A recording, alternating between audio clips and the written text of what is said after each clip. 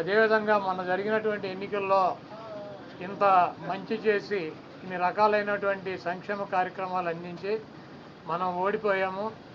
ఇది ఒక మిరాకిల్గా ఉంది.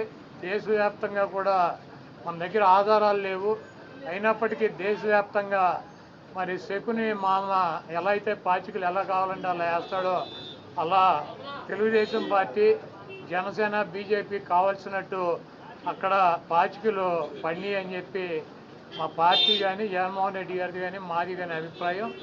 అదేవిధంగా రేపు రాబోయే రోజుల్లో ఈ 6 నెలలు కూడా కొంత టైం ఇచ్చి చూద్దాము. ఆ తర్వాత చంద్రబాబు నాయుడు చెప్పినటువంటి దొంగ హామీలని ఎట్టి పరిస్థితుల్లోనూ నెరవేర్చలేడు. ఎందుకంటే ఇవాళ చూసాం, సూపర్ 6 అని పెట్టాడు. ఆ సూపర్ 6లో 18 సంవత్సరాలు దాటినటువంటి ప్రతి మహిళకి 1500 పెన్షన్ ఇస్తానన్నాడు. రేపు 1వ తారీఖు ఇస్తున్నాడా? దాని గురించి మాట్లాడట్లా.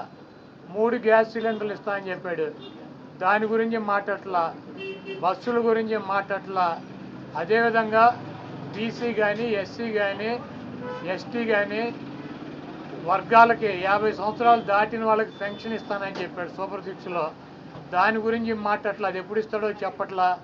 అదేవిధంగా ఇంకోటి 20 లక్షల మందికి నిరుద్యోగులకి ఉద్యోగాలు ఇప్పిస్తాను, ఉద్యోగాలు కనుక ఇప్పించలేకపోతే ఈ లోపు 3000 రూపాయలు నిరుద్యోగ వృత్తి కూడా ఇస్తానని చెప్పి సూపర్ 6లో పెట్టాడు. మొన్న తెలంగాణలో హరీష్ రావు గారు మాట్లాడుతూ చెబుతున్నాడు, చంద్రబాబు నాయుడు గారు చెప్పిన వాగ్దానాన్ని ఏమీ చెప్పాడు. 1000 రూపాయలు ఈయన పెంచింది. ఇప్పుడు వచ్చి 3000 ఆల్రెడీ ఇచ్చేది జగన్మోహన్ రెడ్డి గారు 3000 ఇస్తా అంటే ఈయన వచ్చి 1000 ఇచ్చాడు. మీరు అక్కడ 2000 ఇస్తా అంటే రేవంత్ రెడ్డి 4000 చేయాలి కాబట్టి అక్కడ ఇబ్బంది పడుతూ ఉంటాడు. ఇంకా ఈయన సూపర్ 6 అని చెప్పి ప్రతి మహిళకి 1500 రూపాయలు ఇస్తా అన్నాడు 18 సంవత్సరాలు దాటిన వాళ్ళకి. మరి ఆ వాగ్దానం ఎప్పుడు చేస్తాడు? రేపు 1వ తారీఖు ఇవ్వరా?